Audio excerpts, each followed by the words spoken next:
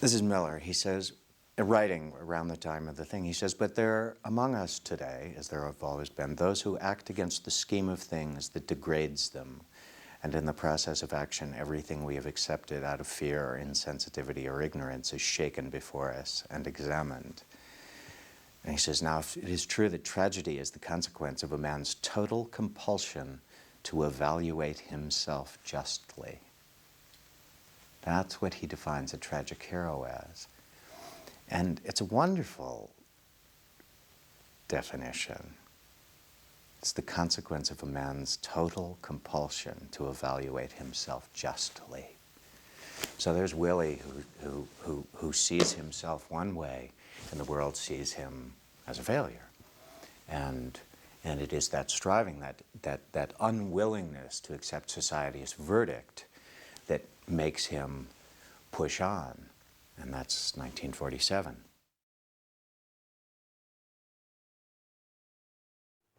When I was a child on the south side of Chicago, every day, Monday through Friday, 4 men would appear together at the restaurant that my mother worked in on the south side.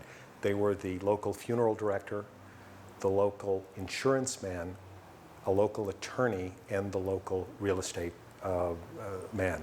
And those 4 men, to me, personified professionalism. I was very, very much impressed with how they conducted themselves, and many, many years later, I wanted somehow to emulate at least one of them by joining what I thought to be, and still do, might add, an honorable profession. My father was a salesman. And it kind of goes down the generation of he was a salesman, I'm a salesman. My kids are probably going to be salesmen. I had various jobs in high school, and then upon graduation, I got another job, that time selling Encyclopedia Americana. But my first experience was in selling fuller brushes, house to house. I came from IBM, and like everyone else in real estate, I just sort of fell into it. I was walking my dog in the park and very disillusioned with the industry that I was in, the restaurant business. And I met a woman that was a real estate agent, and she said, Eric, you would be absolutely phenomenal selling real estate and having the schedule that realtors have. And you should talk to my managing broker. And whatever. And been selling real estate for just about a year now. It's been an incredible experience, a life-changing experience. One of those things that you come across when you find out that you found what your mission is, what you're extremely good at. I found out that this was possibly the calling that was waiting for me. Salesman was the first documentary feature, a dramatic film that had some of the qualities of fiction, except it was absolutely for real. And so along with that, we felt that, sure, any work of fiction just couldn't compete with what we were up to, because we had all of reality, the power of reality, the authenticity, the honesty, the fairness to the characters in the film, that in a fiction film where you're free to have total reign over what people say, and you can't achieve that kind of honesty, we thought, now. Of course, Arthur Miller's play is a great work of art, and but I venture to say that I don't know anybody's up to competing with a very good documentary when it's the same kind of character. I mean, it took it took the main character in Salesman to be exactly what he was at that time, to have had the genetic background, to have had the education or lack of it, the whole history of his being, to come to that point where he was prepared, shall we say, to be himself. And an actor cannot do that in a few days or a month or 6 months. And a playwright, given whatever time, cannot create a character quite as complex and quite as believable. The guy who is the sales manager, his name was Will Gorin, his last name, remember. And we would come to a house, and as he began talking, hoping to get in the house, he went into this kind of a strange ritual. And I kind of noticed it, but I sort of passed it off. I didn't think of just maybe some kind of peculiarity. I didn't know what it was. And after he got in and made the sale, he said, "Did you notice what I was doing at the door?" And I said, "Yeah, I don't understand. What was all this about?" He says, "Well, when you're moving your body this way, it's very hard for somebody listening to turn you down, because you may have noticed that that woman would be nodding, and that kind of physical reaction is all part of getting an affirmative response." As a boss once told me, you just give the north-south. And you just listen, the north-south. And I literally, that's how I go about it. I always have, just with relationships with people, is I think I have a very big ear. I listen. One of the things I tell new people to the industry is to make certain that they understand who their client is. Well, you get to know them on a personal basis. You start talking to them about their family. You know, you talk to them if you have similar interests, if you went to a similar school. If their kids are, with me being younger, it's like if their kids are my age, or if they're from the same area, and you start talking about things of, where they went to high school, or that was when if they went to the same high school or college, and you start talking to them, and like, "Oh yeah, I went there and I did the same thing, I was athletic. Oh, you were athletic? Yeah, so was I." And you kind of mesh that way, and then it kind of went on to, what I'm here for is, to sell you some printing. It looks like you've got a good vendor that you have now, but are they going to come and do the same service for you that I am? If I'm going to throw it in the back of my car, well, they're going to ship it UPS, and you're going to get it here 3 days later. We brought in a lot of salesmen into rehearsals for Glengarry. I mean, real life guys. There was a woman who worked for Fuller Brush, who was possibly our greatest salesperson we saw. And her profit margin was, 50 cents an item. And she made a middle-class living doing that. We also had a guy who sold systems, really. It's before computers were, ubiquitous, so they were more paper systems. And he would sell you all the paper you needed, the memo forms and the stationery and everything, to huge multinational companies. And he made 3 sales a year. And they were all the same. And what salespeople told us, universally, was what any good acting teacher tells you. Put your attention on the other person. What is that person? How do you get what you want? By finding out what the other person wants. As these characters say, land is everything. Land is nothing. Land can represent an investment for your kids' college education. Land can represent status. Yeah, I got some land in Florida. Land can represent a place to build a house. It's meaningless land. It only means something to the potential buyer. And that's what the salesman, every salesman and woman who we talked to, did it. And the improvs we did with these guys. One guy came in, very, very cocky guy. Joe Mantegna, who was playing Ricky Rama, just looks at me like 30 seconds in and goes, and started copying things he was doing right away for his performance. Huge gold watch this guy was wearing. young guy, very slick hair, great look on this guy. He sold cars, new cars. And one of the cast members said, well, made the mistake of saying, well, you think you could sell real estate? And there was a very dangerous pause, and the guy looked over and he said, I can sell anything. What is this shit you're selling in this play? So somebody explained it was, you know, swampland in Florida. He says, okay, who do you want me to sell? So we chose J.T. Walsh, our toughest guy. We were all just sitting around the table. Guy goes, knock, knock, right? J.T. mimes opening the door. He says, I gotta go. Guy says, I gotta talk to you. He says, I don't care, I gotta go. My kid's gotta go to school. Guy says, how old's your kid? J.T. says, 6. Guy says, you set aside money for his college education yet? J.T. says, I don't have time to talk. Guy says, you got 30 seconds for me to show you how you can put your kid through college? J.T. takes off his watch and says, go. And in 25 seconds into it, he says, interested enough so I can come back at 4 o'clock this afternoon? And J.T., who was in the spirit of the improv, said, I give you 15 minutes.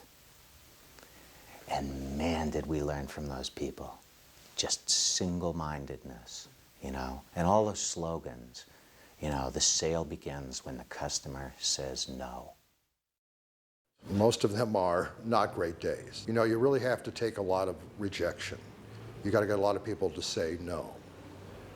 When you call from IBM, everyone returns your call. When you call from a real estate firm, nobody returns your first call, second call, third call, whatever. Which is a very difficult way of doing business. You're not building up a relationship with them. There's no, that's a cold call. Everybody said I should do them, so intermittently I did them. Sometimes successfully, sometimes not. Then about 3 years ago I said I'm never, ever, ever again doing another cold call, and I haven't. I enjoy cold calling. I really like it. I'm very good at it, I find. But it does take the right type of person to do it. There is a woman in one of the suburbs here in Chicago who is a multi-million dollar producer over many, many, many years. She makes 60 cold calls every day of her life and has and will continue to do it. For me, that's not a comfortable thing to do. For most realtors, it isn't. Most of the public doesn't like it. And there's many more things you can do that don't take up as much time and are more successful in terms of results. The question came up, you know, from one of the interviewers when I was doing Tin Men. They said, why salesmen? Why salesmen? And I thought, well, that's kind of a silly question to me, because we don't say, why cops? You know, why mafia people? There are far more salesmen than there are people in the mafia. There is a lot more salesmen than there are policemen in the United States. You know, salespeople are very much at the core, you know, of a workforce in this country. And so there's not the idea that you're going to cover them shouldn't be that unusual, but in fact it is, because they are sort of just people. They're not gunslingers, you know, of the gangster world or whatever. I mean, there are these people, you know, good and bad and whatever, and funny and serious or whatever, tragic, comedic. All of those things make up all the different kind of people who sell, of which there are many, many types.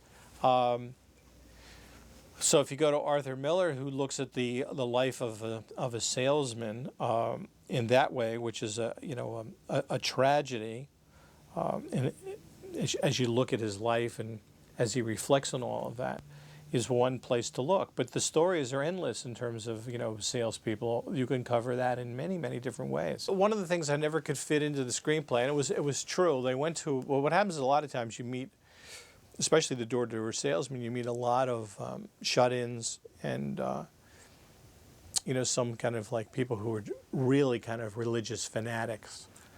And there was one time when the salesman went there and spoke to the woman. The woman said, if you don't mind, I have to go to the next room and speak with God about, you know, the aluminum siding deal you're proposing. And he said, all right, you know, and he waits. She comes back about 10 minutes later. She says, you know, I spoke to God, you know, about about all of this and this whole deal, and he didn't think that I should go through with it.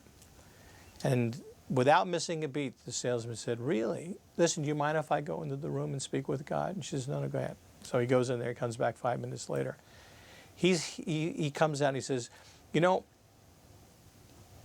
he really, after I spoke to him, you should go with it because you left out of the few of the points, but when I explained it more carefully to God, he said, oh, definitely, you should definitely go for the deal. So there are those kinds of, you know, crazy stories that you assume are just like jokes and can't possibly be, but that are all true stories. I met someone that wanted an apartment to rent. So he says to me, Eric, it's a 2-bedroom, 2-bath duplex down $2,400 a month. I said, sure, no problem, no problem. He gives me the keys. And to promote it, instead of spending money in the local newspaper, I went ahead and Xeroxed pieces of paper that had said on there, do you like chili? Eric does. And then it gave a description of the property, and on the bottom wrote 1 free quart of chili with purchase. And I started getting these phone calls. People were, I mean, just getting such a kick out of it, and I said, this is good. So as soon as I got 2 listings in the same day, 2 people hired me to sell their properties, I started with my chili program, I call it, where I would cook, you know, 25 pounds of chili in my kitchen at home. I went out and bought a soup warmer, and I would start having these broker tours serving chili. And from there, it grew into a bunch of other dishes that I really enjoy making. And it's been absolutely phenomenal. I have a flyer that I put on, do you like chili? Eric does, or life is short, eat chili. Or if I am representing a property with another agent, I put on the top, chili power activate, kind of like the Wonder Twin Powers growing up, that cartoon. People ask me if it was a fun movie to make, and I can't say it was fun. It's like asking a brain surgeon if they had a good time during the operation. After it's over, you say, yeah, it was a great experience. It was wonderful. I mean, everybody, it was very cooperative. It was very organized. It was very, very intelligent, a lot of hard work, very professional, but it wasn't fun. I mean, doing Mamet, particularly in that stage of writing that he did, wasn't fun. It was like doing, it was like if you're a musician performing Schoenberg. You don't know what you're doing at all until it's all done. It was the most exacting work any of us have ever had to do. I know that. Even if you've done, it's more exacting than Shakespeare. We had a script supervisor on the set who, and if I had a line that was and I only did 2 of them, I would get stopped. He said, I'm sorry, there were 3 of those.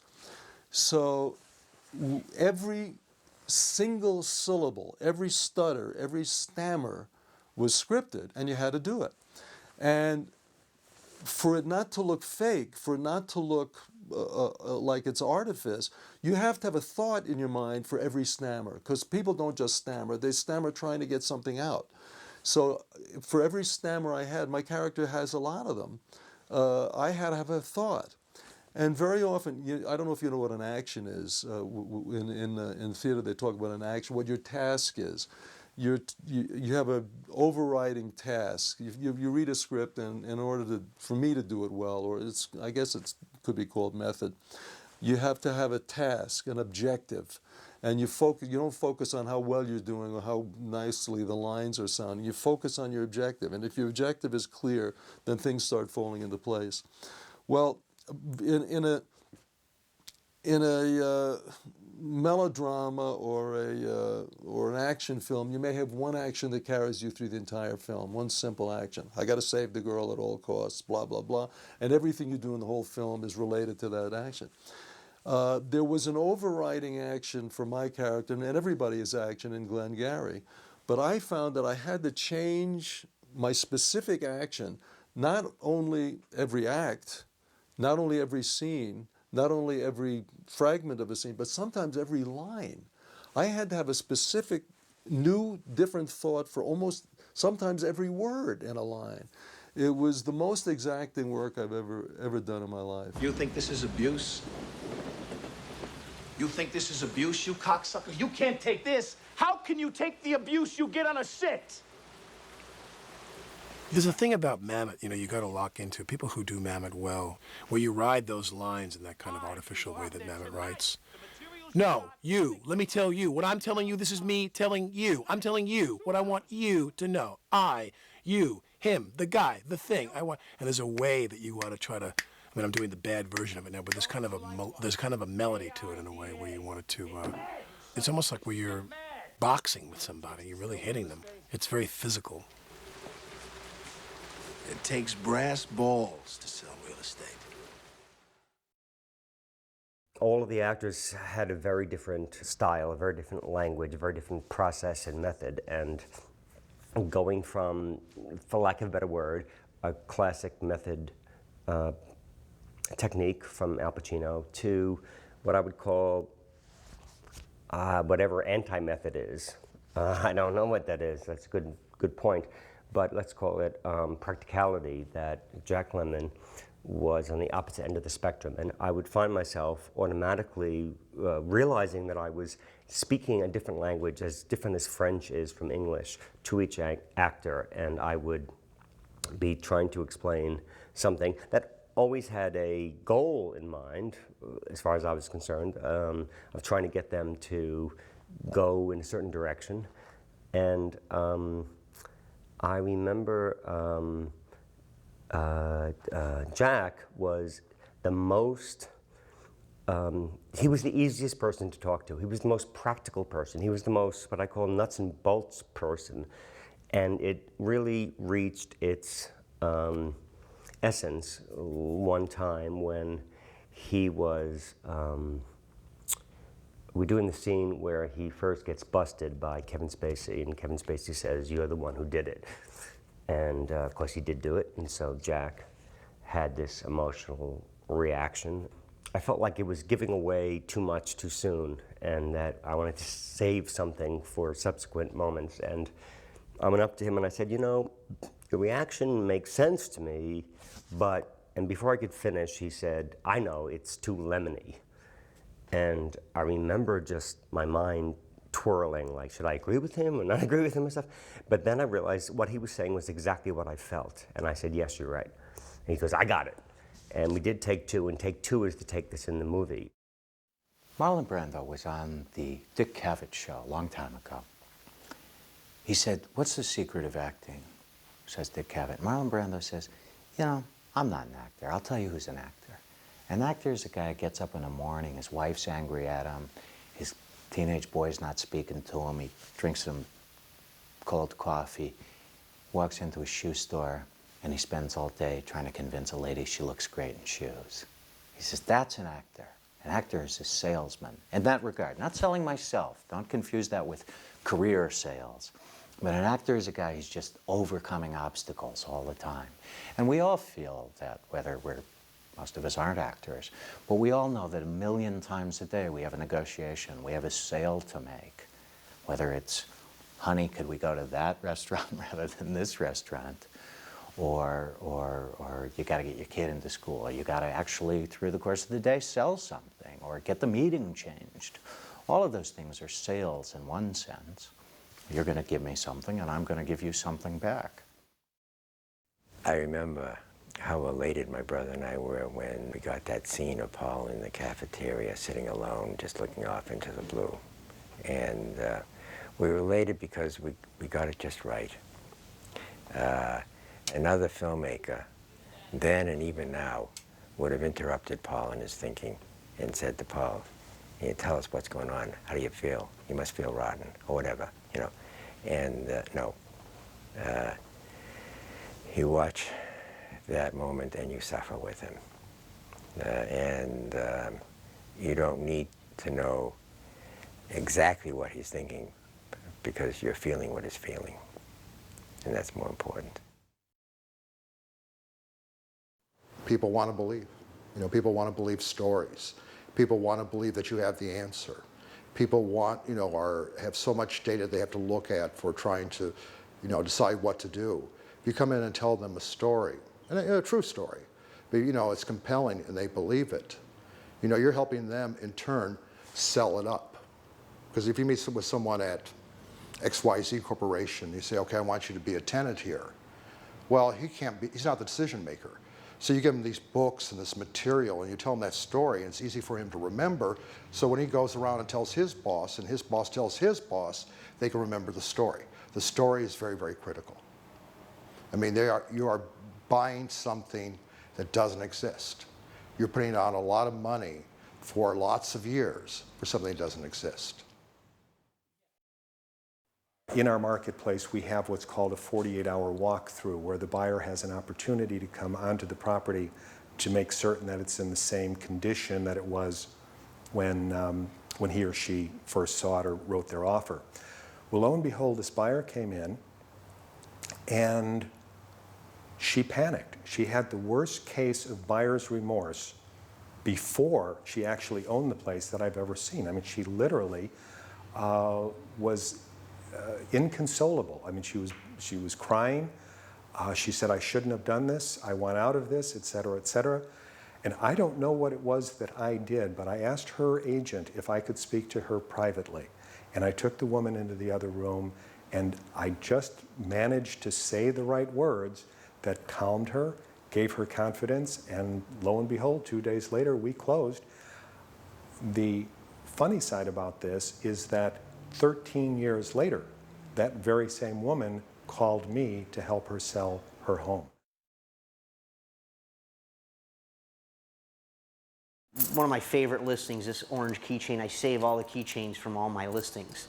And this was a brick 3-flat in Bucktown that was great. We got an offer 12 hours after I listed the property for over asking. They came through, and turns out the agent that made the offer was a little shady, and it took us off the market for about a week and a half. His buyer decides to pull out because he never saw it. So then the owner says to me, well, Eric, now it's time to really make, to earn what we hired you for. So, but that's what this keychain is for now. Currently, that's for a property that is actually first listing that I've lost. They pulled the listing from me and they're giving it to another agent. So I have the keys. I'm relinquishing these today. This is for a property that is in Ukrainian Village, gorgeous workers' cottage, brick 2-flat. That was a referral. When I started 13 years ago, the vast majority of realtors were women. Men were, I'd say, 10% or less of the industry. So there's never been a problem with women being successful in real estate. It's one of the nice things about the profession. What has changed is 3 things. The age of the women, that many, many, many younger women are coming into it, typically prior women who had had careers, were retired, came into real estate. That many more people, both men and women, are now full-time realtors. Some still work part-time, but increasingly fewer and fewer. And that the top producers, although statistically men tend to be more per group, per industry, more of the men are top producers than the women. There are many, many women top producers too. So there's no glass ceiling, there's no public perception that women aren't as good as men. That's a very nice plus of this industry. I'm selling real estate, and I love it, and I'm excited about it, so it's a good life. So even when I talk with clients, and they're getting frustrated about a deal that's going through negotiating, and we're $20,000 apart on the price, and we know that we're not going to make things. We're not going to find that middle ground, and we're going to lose the property. I tell my clients, hey, it's a good life. Don't worry about it. There'll be another property for us to find. This isn't a drop-dead end deal that's going to make it. We'll find your property. Don't worry about it. But, hey, it's a good life. Keep your head up.